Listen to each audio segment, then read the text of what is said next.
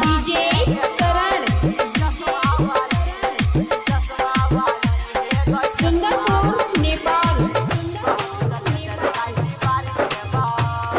DJ पछौड़ी कमर हिला हे गई कमर हिला। डीजे पछौड़ी कमर हिला हे गई कमर हिला। कहबी त लेजर लाइट बारी देब, बनसी के गाना बजाई देब। कहबी त लेजर लाइट बारी देब, बनसी के गाना बजाई देब। डीजे पछौड़ी कमर हिला हे गई कमर हिला। डीजे पछौड़ी कमर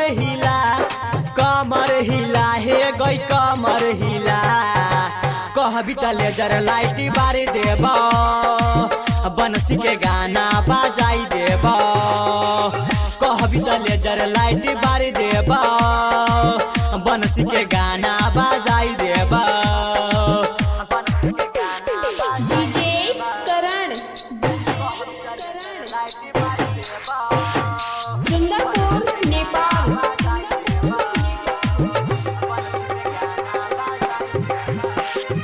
कानों में छौ कनी बाली गे छौड़ी, होठ में छौ होठ लाली गे। कानों में छौ कनी बाली गे छौड़ी, होठ में छौ होठ लाली गे। फाटल जिंसी पहिन के, गोरे गोरे मुखरा में चश्मा लगाई के। नाचे गे छौड़ी चश्मा वाली हे गई चश्मा वाली। कहबी त लेजर लाइट बारी देब, आ बनसी के गाना बजाई देब। हे गई कहबी त लेजर लाइट बारी देब, आ कहबी त वॉल्यूम बढ़ाई देब। डीजे करण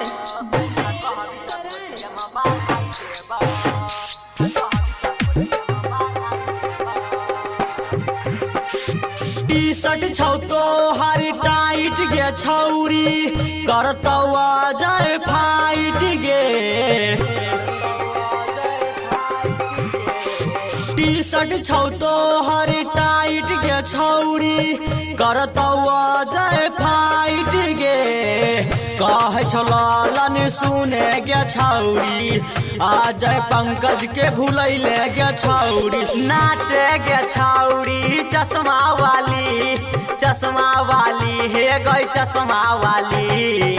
कहबी त लेजर लाइट बारी देब, आ बनसी के गाना बजाई देब। हे गई कहबी त लेजर लाइट बारी देब, आ कहबी त वॉल्यूम बढ़ाई देब।